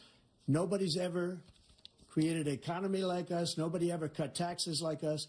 He's the only one I know. He wants to raise your taxes by 4 times. He wants to raise everybody's taxes by 4 times. He wants the Trump tax cuts to expire. So everybody, including the two of you, are going to pay 4 to 5 times. Nobody ever heard of this before. All my life, I'd grow up and I'd see politicians talking about cutting taxes. When we cut taxes, as I said, we did more business. Apple and all these companies, they were bringing money back into our country. The worst president in history by far, and everybody knows it. President Biden? Look, the fact of the matter is that he's dead wrong about, he's increased the tariff, he will increase the taxes on middle-class people. I said I'd never raise a tax on anybody making less than $400,000. I didn't. But this tariff is 10% tariffs. Everything coming into the country. Well, $400,000, that's you know, cost the average American 2 years ago was now it's $800,000 a year more because they're going to have to pay the difference in food and all the things that are very important. Number two, he's in a situation where he talks about the fire, dude, the middle of summer. He somehow helped the middle class. Middle class have been devastated by you. Now you want a new. We'll go have a smoke after this. Over the next 10 years, which is going to fundamentally bankrupt the country. And then later we'll play some Marvel vs. Capcom. Number one. Number two, you have not, in fact, made any contact, any progress with China. We are the lowest trade deficit with China. Dude, Ryan, you reminded me of Kendrick there for a minute. You're spitting, dude. Impacting millions of Americans that both of you have made a top priority in your first term, the opioid crisis. And for both of you, the number of overdose deaths in this country has gone up. Under your term, it went up. Under your term, it has gone up. Former President Trump, despite the efforts that both of you have made, more than 100,000 Americans are dying from overdoses every year, primarily from fentanyl and other opioids. What will you do to help Americans right now in the throes of addiction? Kendrick Lamar, dude, you're spitting with your take away the subsidies for single, we now all those issues. Deficit in the history of our country under this guy. We'll we go have the move. largest deficit with China. He gets paid by China. He's a Manchurian. Have you heard Kendrick Lamar's new song? If you haven't, go check it out. I think he's afraid to deal with them or something. But do you notice he never took out my tariffs because we bring in so much money with the tariffs that I imposed on China. He never took them away. He can't, They not because like it's too us. much I know, money. dude. It's tremendous. And we saved our steel industries, and there was more to come. That's what we all But he need to hasn't remember done about that. this debate. But he hasn't cut the tariffs. Both of these because he guys. can't, because it's too They're much not like money. us. But he's got the largest deficit in the history of our country, and he's got the worst situation with China. China's going to own us if you keep allowing them to do what they're doing to us as This a country just needs They to are killing us as a Tui country, Joe, and you can't let this, that this happen. next You're election, destroying dude. our country. So, President Trump, you have 67 seconds left. The question was, what are you going to do to help Americans in the throes of addiction right now who are struggling to get the treatment they need? Jake, we were doing very well at addiction until Dude, the Halo COVID came 2 along. and We had Guitar Hero 2.5, World almost 3 years 4, like nice, nobody's dude. ever had before. Any Still country, play and Halo everywhere. all the time. And then we Actually had to play get Halo tough. quite often And on it was stream. the drugs pouring across the border were it started to increase. We got great equipment. We bought the certain dog that's the most incredible thing that you've ever seen, the way they can spot it. We did a lot, and we were getting very low numbers, very, very low numbers. Then he came along. The numbers, have you seen the numbers now? It's not only the 18 million people that I believe is even low, because the gotaways, they don't even talk about gotaways.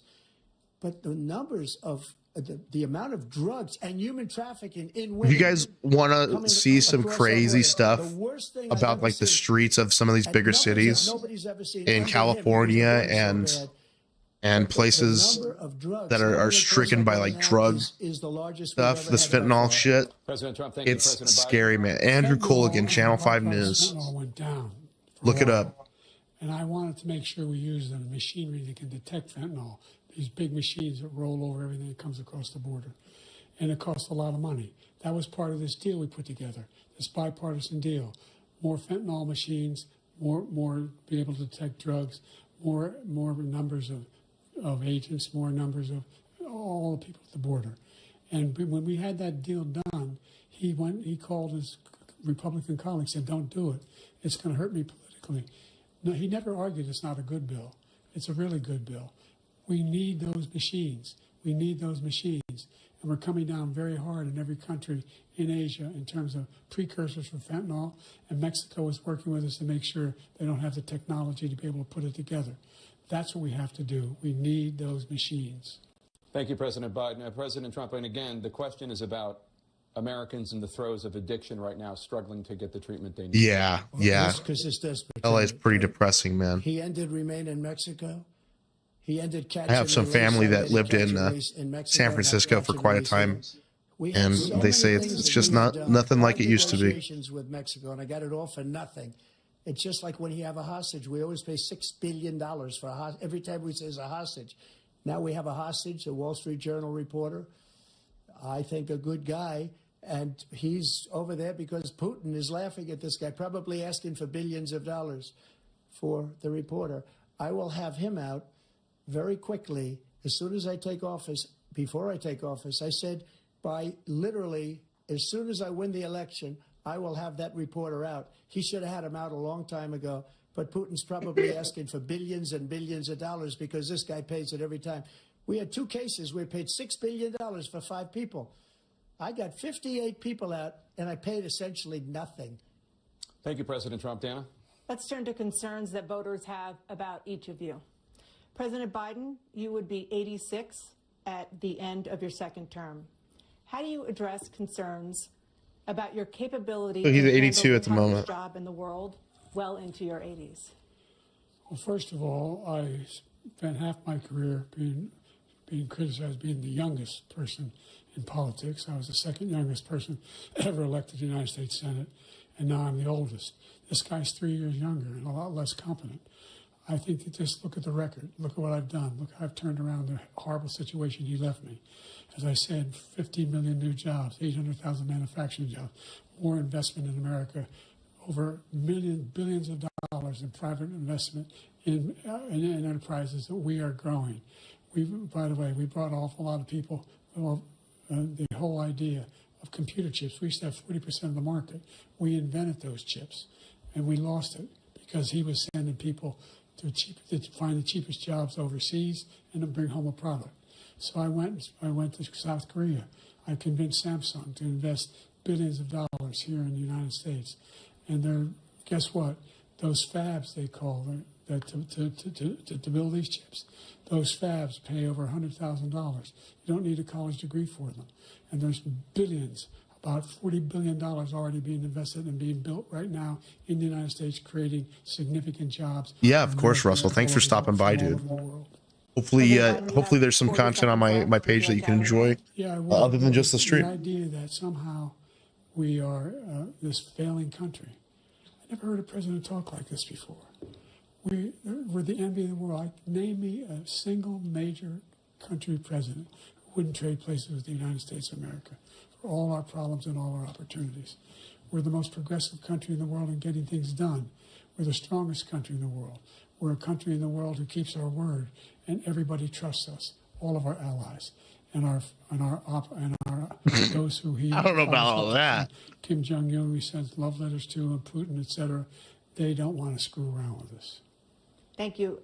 Former President Trump, to follow up, you would be 82 at the end of your second term.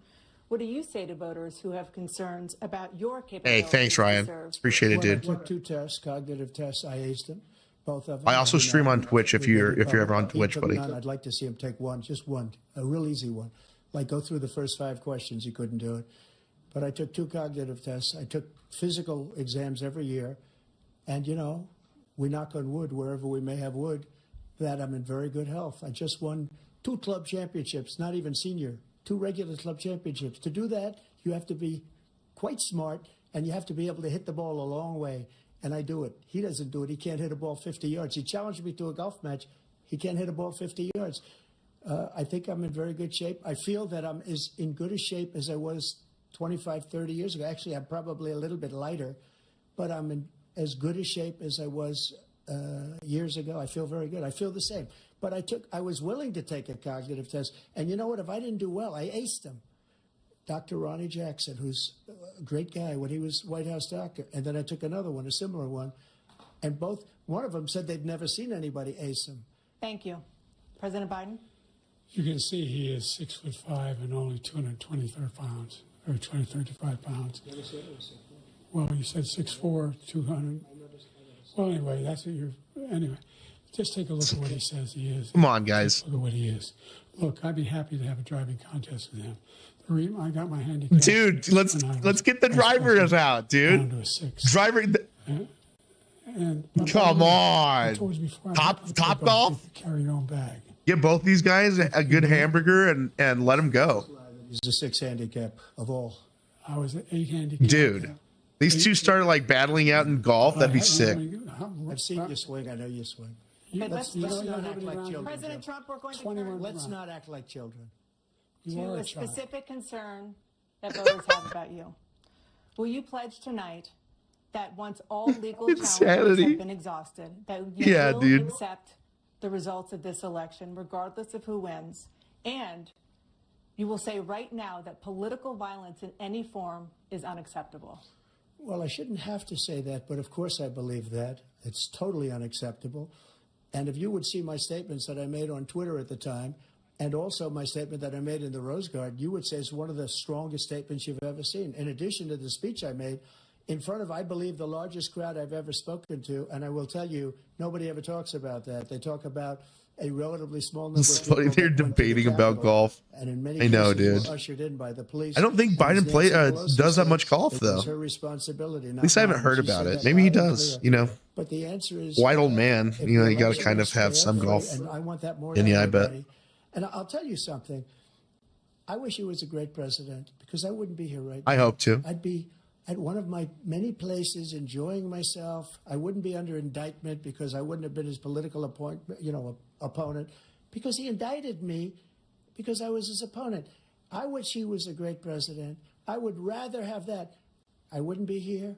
I don't mind being here. But the only reason I'm here is he's so bad as a president that I'm going to make America great again. We're going to make America great again. We're a failing nation right now. We're a seriously failing nation. Oh, my gosh, man. And we're a failing nation because of him. His policies are so bad. His military policies are insane. They're insane. It's crazy that this is one of the most intellectual debates they've ever had. Into World War III, and we're closer to World War III than anybody can imagine. We are very, very close to World War III. And all it did was he's driving us there. making it so And Kim Jong-un, you could cut off their mic. President Xi of China, Kim Jong-un of North Korea. Why didn't we do that All of these, Putin, they don't respect years him. ago? They don't fear him. They have nothing going with this Remember gentleman. the ghouls And he's from gonna drive us into Fallout? World War III. You want a World War III, let him follow and win, and let Putin say. Yeah, neither of them are very Just do what you good-looking want. gentlemen. I will say Just that. call Article 5. An attack on one is attack on all. And Although I don't know how response. good I'll be looking at The that age. idea. I can't think of a single major leader in the world who wouldn't trade places with the job I've done and what they've done. Because we are a powerful nation. We have wonderful people. It's because of the people, not me. It's because of the American people. They're capable of anything, and they step up when they're needed. And right now, we're needed. We're needed to protect the world because our own safety is at stake. And again, you want to have a war, just let Putin go ahead and take Kyiv, make sure they move on, see what happens in Poland, Hungary, and other places along that border. Then you don't think have a that- war. President Trump, as I come back to you for a follow-up, the question was, will you accept the results of this election, regardless of who wins? Just to finish what he said, if I might, Russia, they took a lot of land from Bush. They took a lot of land from Obama and Biden. They took no land, nothing from Trump, nothing. He knew not to do it. He's not going to play games with me. He knew that. I got along with him very well, but he knew not to play games. He took nothing from me. But now he's going to take the whole thing from this man right here. I That's a agree. war that should have never started. It would have never started. I can't ever see with me. Biden being in charge for another 4 years and there not being You asked me more of a question major before, war. would you do this with? He's got us in such a bad position right now with Ukraine and Russia, because Ukraine's not winning that war. He said, "I will never settle until such time." They're running out of people. They're running out of soldiers. They've lost so many people. It's so sad. They've lost so many people, and they've lost those gorgeous cities with the golden domes that are 1,000 years old, all because of him and stupid decisions. Are we the world, Russia please? would Do have we never need to attacked. protect the world? We can barely protect ourselves. Yeah, we should probably put on our own masks before we try putting on other people's. You know, Absolutely. it's I just would good much airport rather policy or accept it airline easy, policies. But the fraud and everything else was ridiculous. And if you want, we'll have a news conference on it in a week, or we'll have another one of these in a week. But I will absolutely, there's nothing I'd rather do. It would be much easier for me to do that than I'm running again. I wasn't really going to run until I saw the horrible job he did. He's destroying our country. I would be very happy to be someplace else, in a nice location someplace. And again, no indictments, no political opponent stuff, because it's the only way he thinks he can win. But unfortunately, it's driven up my numbers and driven them up to a very high level because the people understand it. Well, let's see what your numbers are when this election is over. Let's see. You're a whiner. When you lost the first time, you continued, you appealed and appealed to courts all across the country. Not one single court in America said any of your claims had any merit, state or local, none. But you continue to provoke this lie about somehow there's all this misrepresentation, all this stealing. There is no evidence of that at all. And I tell you what, I doubt whether you'll accept it because you're such a whiner. The idea if you lose again, you accepting anything, you can't stand the loss. Something snapped in you when you lost the last time. We'll be right back with more from the CNN presidential debate, live from Georgia. Wait, we're not done? We're not done? They're gonna kill these guys. Holy shit. Team America World Police. Dude, I don't think I've actually seen that movie. I'll be right back. I gotta go to the bathroom.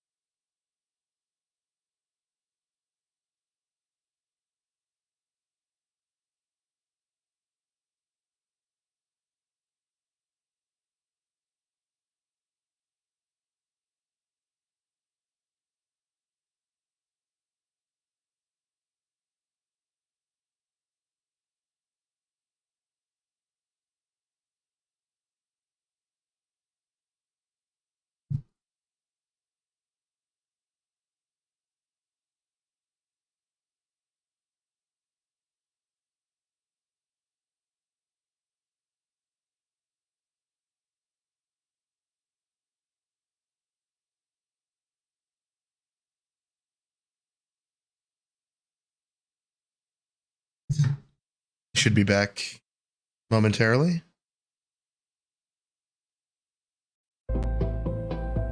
All right. I mean, again, to say, dude, I'm a professional.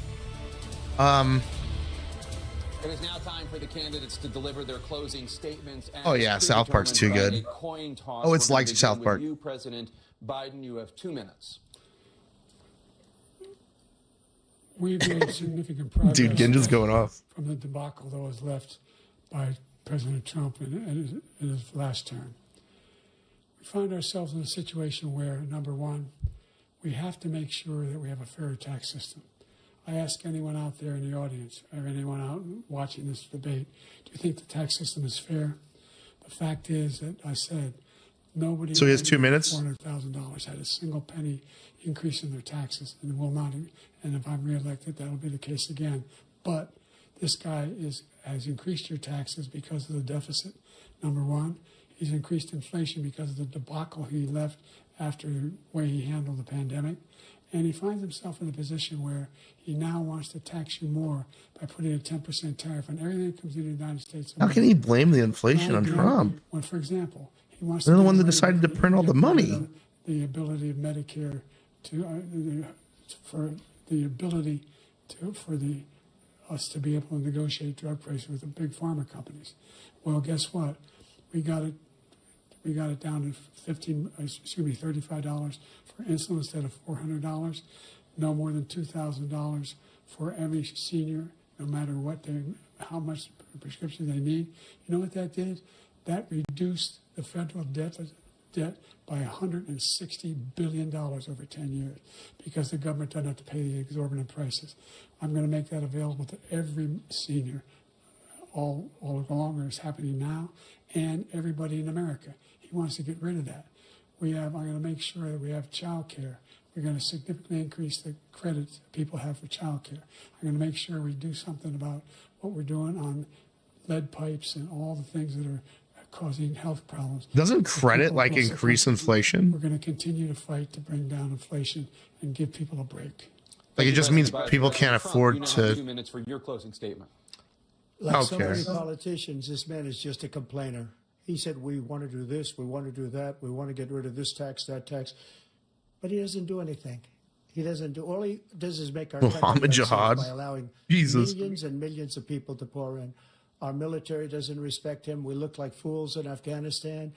We didn't stop Israel. It was such a horrible thing that would have never happened. It should have never happened. Iran was broke. Anybody that did business with Iran, including China, they couldn't do business with the United States. They all passed. Iran was broke. They had no money for Hamas or Hezbollah, for terror, no money whatsoever. Again, Ukraine should have never happened. He talks about all this stuff, but he didn't do it. For 3.5 years, we're living in hell. We have the Palestinians and we have everybody else rioting all over the place. You talk about Charlottesville. This is 100 times Charlottesville, 1,000 times. The whole country is exploding because of you, because they don't respect you, and they have to respect their president, and they don't respect you throughout the world. What we did was incredible. We rebuilt the military. We got the largest tax cut in history, the largest regulation cut in history. The reason he's got jobs is because I cut the regulations that gave jobs, but he's putting a lot of those regulations back on. All of the things that we've done, nobody's never seen anything like, even from a medical standpoint, right to try, where we can try space-age materials instead of going to Asia or going to Europe and trying to get when you're terminally ill. Now you can go and you can get something. You sign a document. They've been trying to get it for 42 years. But you know what we did for the military was incredible. Choice for our soldiers, where our soldiers, instead of waiting for 3 months to see a doctor, can go out and get themselves fixed up and readied up and take care of themselves, and they're living. And that's why I had the highest approval rating in the history of the VA. So all of these things, we're in a failing nation, but it's not going to be failing anymore. We're going to make it great again. Thank you, former President Trump, President Biden. Stay with us because we have full analysis of this debate. Anderson Cooper and Aaron Burnett starts now on CNN. There's my beautiful Islamic call to prayer. Can't get it to go off. Damn it, man. Well, GG boys. It was a good debate. I think they did both well. I would say if you had to ask me, I think Trump probably came out a little bit on top, but not too much on top. Biden held his own, and yeah, that was quite the debate. So appreciate everybody coming and watching. I want to tell each of you thanks for coming and tuning in with me, especially, and seeing my reaction to all this would-be chaos that the internet was hoping for. I'm sure we'll still get some good memes, some good jokes, some other good things out of this. But yeah, at least we were able to hear from both of the candidates, and they didn't bicker like children this time. So at least as much. So, anyways, guys, pet your dogs. And the people around you, pet them too. They're the ones that truly matter. All this stuff is way above a lot of our pay grades. So Marvel vs. Capcom 2.